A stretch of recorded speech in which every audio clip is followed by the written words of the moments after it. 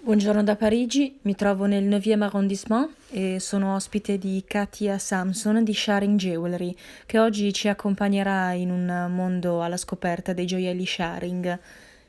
Tre monache tibetane, qualche anno fa, decidono di realizzare gioielli magici, ma questa storia ce la racconta Katia oggi.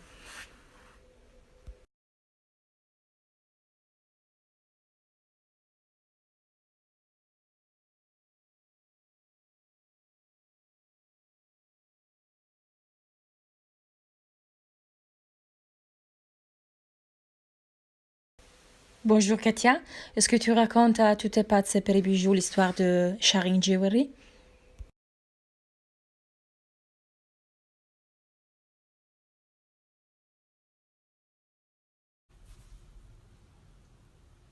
Dans un festival de yoga. Il y avait un petit bazar. Allora, siamo in un festival dello yoga e c'è un piccolo bazar. Quanti anni fa? 9 anni fa, Katia? Moi, il y a à peu près en 2008. Il y a 9 ans. Et sur ce petit bazar, il y avait un petit stand avec un drapeau tibétain. Et je me suis dit que c'était important d'aller voir et d'aller essayer d'acheter quelque chose pour, voilà, pour aider. Et je suis repartie avec deux petits objets. Allora, Katia comincia ad acquistare due oggetti proprio per aiutare queste espositrici e comincia ad acquistare due gioielli che le sembrano veramente molto molto emozionali. Et puis quand je suis rentrée à Paris et que j'ai ouvert mes affaires, j'ai vraiment mieux regardé un des colliers et j'ai été très touchée par, par la façon, par cette façon, cette vieille technique qui est du micro-macramé, qui est une très ancienne technique. Et l'objet, le collier était très simple, mais déjà il avait cette dimension assez poétique qui m'a beaucoup plu. Et j'ai trouvé dommage le fait que je n'en ai pas acheté davantage. Allora, Katia è rimasta molto colpita dalla realizzazione di questi rosari tibetani e soprattutto dall'emotività e dal messaggio poetico che arriva da questi gioielli realizzati con una tecnica molto molto sofisticata, pur nella loro semplicità.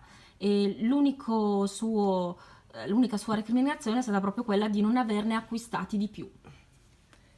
Et j'avais pris un petit document, un petit flyer, euh, qui racontait l'histoire de ce petit atelier qui avait été organisé par une femme anglaise pour venir en aide à trois nonnes réfugiées tibétaines qui avaient été emprisonnées de longues années dans les geôles chinoises à Lhasa, au Tibet. Allora, Katia aveva preso un piccolo bigliettino dove si raccontava la storia di queste monache tibetane che hanno purtroppo dovuto patire la prigionia, colpevoli di aver partecipato ad una manifestazione pacifista contro l'occupazione cinese.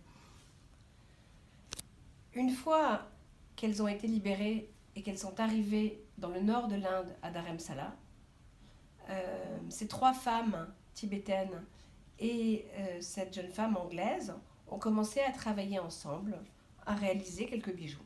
Hanno cominciato a lavorare insieme a Dharamsala nel nord dell'India una volta liberate e hanno cominciato a lavorare insieme a produrre questi gioielli. Et ma première... donc j'ai écrit, j'ai téléphoné. Ha scritto, ha telefonato. Et parce que peut-être nous pratiquions la même, le même yoga, il y a eu une confiance qui s'est installée immédiatement. Et une des femmes, la femme anglaise, m'a proposé, je lui ai demandé si je pouvais en acheter et comment je pouvais aider.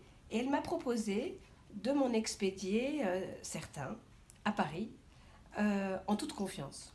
Allora Katia chiede come può aiutare queste tre monache tibetane e in fiducia le propongono una spedizione in Francia di un certo numero di gioielli. Et je reçois, après quelque temps, un colis. Et quand j'ouvre la boîte, je suis émerveillée, et profondément touchée et extrêmement enthousiaste. Et puis aussi très touchée de la confiance de m'avoir envoyé sans demande de Allora, sous. arrivano 100 gioielli. 50. 150? 50 pezzi. Ah, 50, ok. 50 pezzi. E Katia rimane molto impressionata dalla realizzazione, ma soprattutto dalla fiducia riposta in lei. J'ai envoyé immédiatement les sous pour régler, oui. cet achat. Et puis, je les ai montrés à quelques personnes qui ont été aussi très touchées, qui ont trouvé ça aussi très très joli. Et qui était la première personne que tu as montré les bijoux, Charing? Une des premières personnes, je suis allée montrer les bijoux à 2 personnes. Je suis allée montrer les bijoux, j'en avais un sur moi, à Valérie Adjadj de chez Odd. Wow. Et puis, je suis allée aussi dans un petit magasin à Saint-Rémy-de-Provence. Ah ouais. Et dans ce petit magasin, on était un 2 janvier, il y avait une dame avec très bon goût qui s'appelle Terry de Gainsbourg, qui fait une très jolie marque de maquillage qui s'appelle By Terry, Ah oui, je la connais. qui a tout de suite trouvé ça absolument charmant et qui m'a encouragée à poursuivre l'aventure et qui a assez vite proposé de m'en acheter un certain nombre pour faire des cadeaux à la presse. Alors, 50 bijoux Charing, 50 en Alors là, 2 jours. disons que peu de temps après, j'avais vendu les 50, j'avais recommandé 100 pièces. Et, et sur ces 100 pièces, je crois que Terry a été la première à les acheter, à vouloir m'aider, à m'encourager en disant que c'était vraiment très très joli. Ah, super. Allora, Katia dice che le prime persone che hanno visto i suoi gioielli realizzati dalle monache tibetane sono state Valeria Ayaj di Odd, una gioielleria bellissima che si trova nel Marais, e un'altra persona nel sud della Provenza, by Thierry. E l'hanno incoraggiata a produrre e a continuare questa collaborazione perché i pezzi hanno avuto molto molto successo. E après, Katia? Alors après, l'histoire est devenue tout à fait étonnante. De retour à Paris, je décide de faire une vente de Noël privée, pour montrer les bijoux, pour les vendre et pour raconter l'histoire de ces femmes. Ah. Vendita di Natale su Parigi, come anche in Italia accade molto spesso, e il successo è stato fulminante, diciamo. Et à ce moment-là, je reçois un appel pour m'annoncer que les femmes, les 3 femmes tibétaines, les 3 nonnes tibétaines, vont faire un voyage à Bruxelles.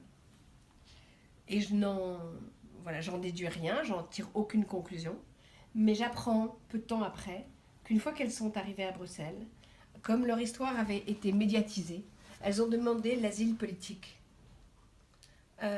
en Belgique. Allora, le 3 monache chiedono asilo politico in Belgio. Et puis, cette jeune femme anglaise n'a pas le désir de poursuivre, est un peu déçue et un peu triste d'avoir perdu ses amis, et n'a pas le souhait de poursuivre l'aventure, malgré mon encouragement à lui dire « Mais tu habites à Dharamsala, il y a certainement d'autres personnes à aider, ne veux-tu pas continuer à donner du travail et à continuer cette histoire ?» Mais elle n'avait pas envie de continuer. E allora la dama inglese, così la chiameremo, non ha voluto più proseguire per una serie di ragioni personali, per cui Katia prosegue questa avventura. Alors, ce qui est terrible, c'est que l'histoire a failli s'arrêter. Il y avait un intérêt certain.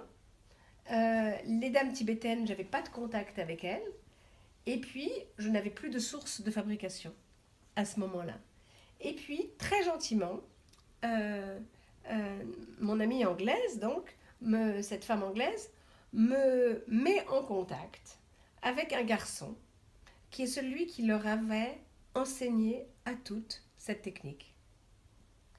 Et j'appelle ce jeune homme, originaire du Cachemire, et nous commençons une relation au téléphone, par Internet, et je lui propose de continuer à en fabriquer pour moi et, si possible, de participer aussi à l'emploi. Et où se trouve Il est le à jeune homme du Dharamsala. à À Dharamsala. Dharamsala. D'accordo.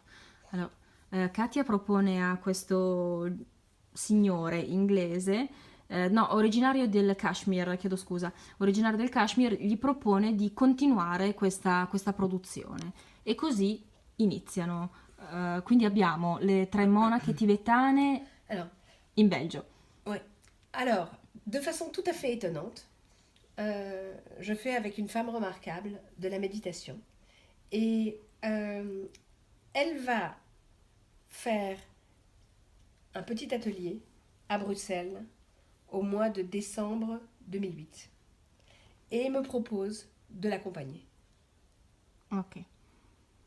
Quindi in questa A storia è molto moment-là, importante individuare la sincronia di diversi attori che intervengono. Li chiamiamo attori perché è una storia appassionante, per cui è proprio la sincronia di queste 3 monache tibetane, di Katia, della signora inglese che le aveva spedito i primi pezzi e del, chiamiamolo così, aiutante del Kashmir che realizza questi pezzi. Quindi la storia parte da qui. oui. Donc, à la fois, ce jeune homme du Cachemire commence à travailler avec moi en direct, et à la fois, la vie m'amène à Bruxelles pour une autre chose, et je décide de demander l'adresse de ces femmes pour savoir, pour les rencontrer, pour savoir comment elles vont, et pour savoir si elles ont besoin de quelque chose. Allora, la storia ritorna in Belgio dove Katia chiede l'indirizzo a queste monache tibetane per iniziare la storia di collaborazione. Au début, il n'y avait pas d'intention de collaborer, mais quand je les ai rencontrées, j'ai rencontré ces 3 femmes Cambiano le cose. très timides, qui parlent très mal anglais. Il n'y en a qu'une qui parle un peu anglais. Et je vois qu'elles n'ont pas de ressources. Elles n'ont pas de Mais tu as fait travail. changer d'avis. Non, c'est que je n'avais pas l'intention de faire des bijoux. Mais je me dis comment je peux les aider. Elles savent faire des bijoux. Moi, je vais souvent en Inde. Peut-être, je pourrais trouver lors de mes voyages des pierres, des fils. Et peut-être que si elles en faisaient une partie, ça pourrait participer à leur amener un petit revenu pour les aider dans leur exil belge. Già compris. Katia è andata in Belgio a incontrare le monache, ma non aveva intenzione di proporre una collaborazione. Poi le cose hanno avuto un'evoluzione diversa, perché è stato il caso o il destino comunque a farvi incontrare. E così prosegue questa collaborazione e da qui finalmente ha inizio l'avventura con Sharing, che coinvolge più paesi del mondo, più persone, 3 monache, lo jeune homme del Kashmir, e ancora ci sono altre persone. Et puis des années plus tard, une famille du Rajasthan. E qualche anno più tardi quindi viene coinvolta anche una famiglia del Rajasthan, da dove provengono queste meravigliose pietre, le pierres coupées à Jaipur. Alors, ce qui est très joli dans cette histoire, c'est que pendant les 3 premières années, nous travaillons uniquement à la confiance, par Internet, par Skype. J'essaye de lui expliquer ce que je veux. Donc c'est quand même une chose un peu particulière, tout à la confiance. La cosa carina di questa storia è che è nata con la fiducia che questa signora inglese dà a Katia e prosegue su questa linea di fiducia che si instaura tra le persone, perché comincia questa collaborazione basata proprio sulla comunicazione, sulle mail, sulla fiducia, sulla spedizione e su questo scambio di emozioni, perché questi gioielli comunque erano talmente belli che Katia non poteva lasciare nel Rajasthan. Ce qui est très joli, c'est que au bout de 3 ans, nous avons décidé avec ce jeune homme du Cachemire de nous rencontrer. Et c'est la première fois où il est venu me chercher à l'aéroport et où nous sommes allés ensemble chercher pour la première fois des pierres. Allora, dopo 3 anni finalmente Katia incontra lo jeune homme, lo chiamiamo così perché giovane signore non mi piace molto chiamarlo, del Kashmir, e si incontrano finalmente e vanno alla scoperta e alla ricerca delle pietre. Voilà. E questa è la storia di Sharing Jewelry, questa è la storia di questi gioielli affascinanti, ora venduti in 75 punti vendita selezionatissimi in tutto il mondo. E da Parigi, dal 9e arrondissement, è tutto. Grazie Katia.